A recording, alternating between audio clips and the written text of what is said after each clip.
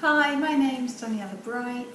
I'm Mrs. Italy International and I will be competing at the Mrs. International pageant in Jacksonville, Florida on the 25th and 26th of July this year. I'm originally from England, I don't know if you can tell from my accent, and my family were Italian, but currently I'm living and working in Houston, Texas, as a mathematics teacher at a British school here.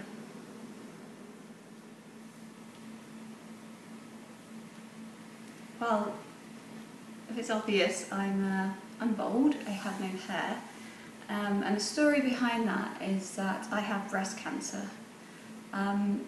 6 months ago I found a lump here and went to the doctors, did the usual biopsy scans, and I was told by the doctors, due to my fit and healthy lifestyle and no history of breast cancer, that it was just a blood clot due to trauma and impact.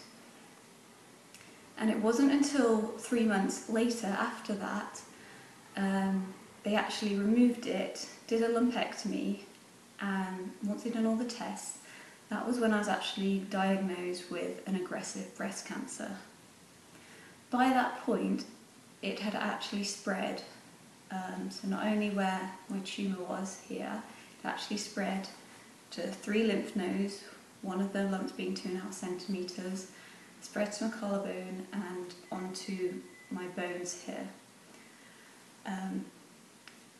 So one thing I was very unaware of, that being 29 at the time, not only having breast cancer, but because I was younger and fit and healthy, it was more aggressive to spread to places. So a treatment plan was put into place almost straight away. It's on red alert after lots of scans, hospital visits, biopsies.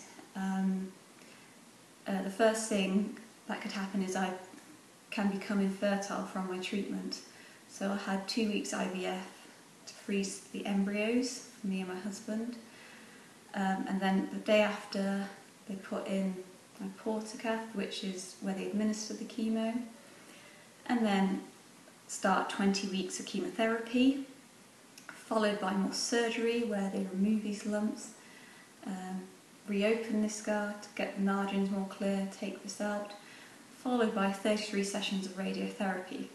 All this should end in November, so fingers crossed by that time, which is a year after I originally found the lump, it'll all be clear.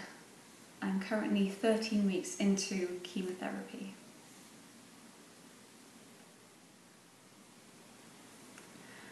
Breast cancer awareness and early detection is obviously really important to me. You know, I want all women to be checked out there if they find any lumps, and to get second opinions if they're not happy, and to educate themselves in even where to find the lumps. I didn't know lymph nodes were under the armpit even months into finding my original tumour. So I think that's really, that's obviously the important one. I feel, there's a lot of time spent on the self-confidence issues, wearing the wigs and the hats and makeup and feeling good. And yes, your hair goes, but also your face changes. And if you were to wear makeup, your eyelashes are going to go, your eyebrows, like mine, thin out.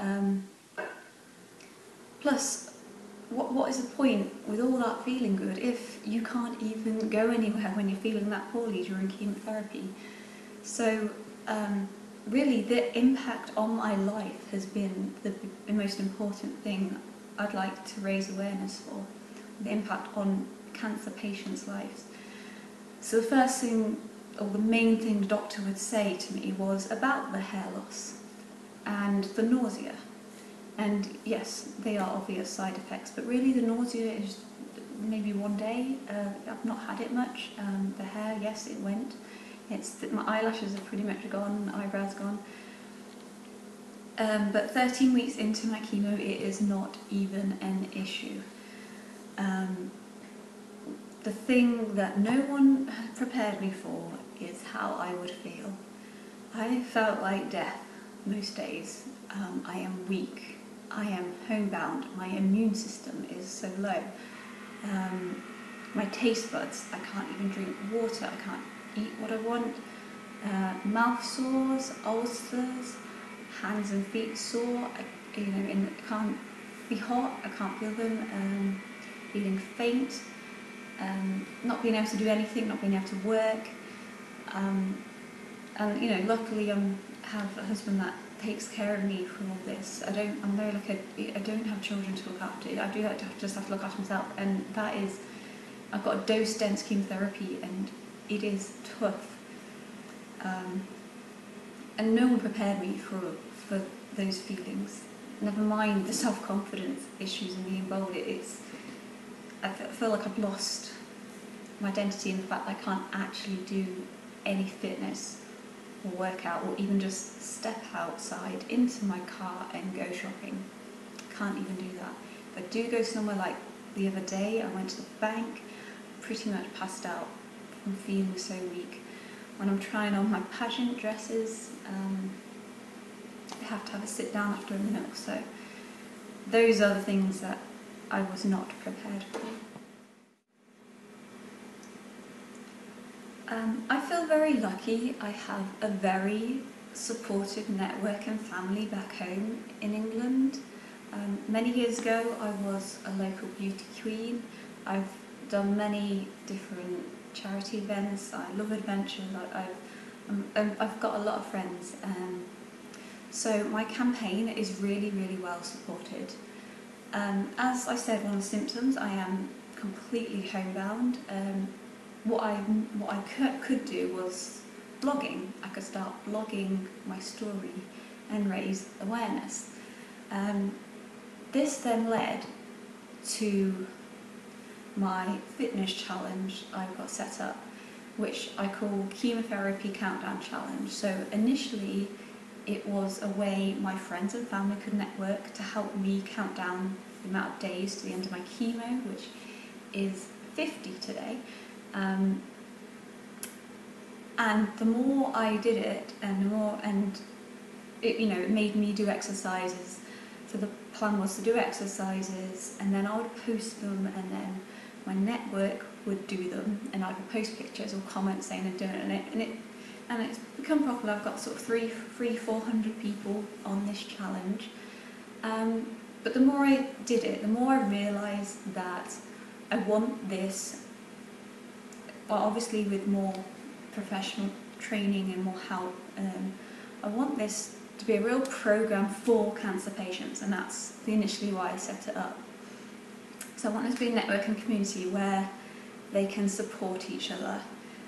There's not that much out there from what I've looked at. It is mainly on a sort of appearance. There are obviously talking support groups, and there's a lot of charity out there, but I've read articles, fitness and well-being, especially for cancer patients, exercise is key to do, and I feel that is a really, really, really important side of it. So that is what I want my campaign to go forward. And if you see in the background, they're my challenges on the wall. I've got my gym at home. That's all I can do to train. And it's tough doing the challenges every day. Sometimes I have to stop and take a break, but I just want to show that that is what it is like as a cancer patient. Me, who's come from someone who's very, very fit and healthy, into mainly concentrating on yoga, stretches and breathing and relaxing and just feeling human for a bit. That's what I want to take forward. So I like to think I'm not the normal or typical entrance to a pageant, and it isn't just because I'm bold, and no, I'm not going to have the big hair because I'm not going to wear a wig. I am going to go bold because that's me and that's who I look like. That isn't the statement I want to send. I like to think bold is beautiful, and I've tried to pull it off, but the statement is the other aspects of cancer treatment that I want to raise awareness for, the low immune and not being going outside. So as Mrs. Italy, no, I have not been able to go to events. I've not been able to dress up. I've not been able to get what I feel as a beauty queen I'd want to get out there, because I actually can't. But for this day and age, I'm at home, and the internet has been my saviour. The internet and the network of friends and my family that I've made has been really big and important to me, and that is what I've used to raise awareness, concentrating on the fitness and well-being aspect of it for my Chemotherapy Countdown Challenge to become a programme for cancer patients. Martial arts has played a really heavy role in my life. It's really important to me, and I've spent over 15 years studying many different disciplines. Started off with karate, where I've got black belt in that, but more recently most of my time's been spent in taekwondo, and I'm a 3rd degree black belt in that. I've competed in 6 different countries, I've captained the England team, I've won European and world medals, I've had my own martial arts schools, and it's been a very important part of my life. More in the last year or so, I've concentrated more on mixed martial arts, which has gotten quite popular amongst women. I spent last summer 6 weeks in a fighting camp where I trained every single day, Tiger Muay Thai in Phuket, and that's where I did my first Muay Thai professional fight, and very fortunate to win after 30 seconds. So mainly now I'm just concentrating on MMA, which is Brazilian Jiu-Jitsu, wrestling, Muay Thai, kickboxing, the whole package. Which we're very lucky in America, there's lots of places to train for that. So martial arts, obviously, it keeps me fit and healthy and active, gives me lots of confidence. It's also where I met my husband at a kickboxing club. I winded him, I think that was a great way to meet him. And now we're married, and he studies mixed martial arts as well, so that's very good. The main thing is I want to pursue a career in it, in MMA, and that's what I work towards at the moment. I just want to thank you all for watching. It's really nice to get my story out there. If you want to be involved in either doing the challenges or helping me promote the challenges, then the easiest way to get hold of me is going on my blog. So my blog it's on YouTube, so www.youtube.com/user/Daniela Cancer Fight. DANIELA Cancer Fight, all one word, and you'll see all my blogs and videos on there. Thank you.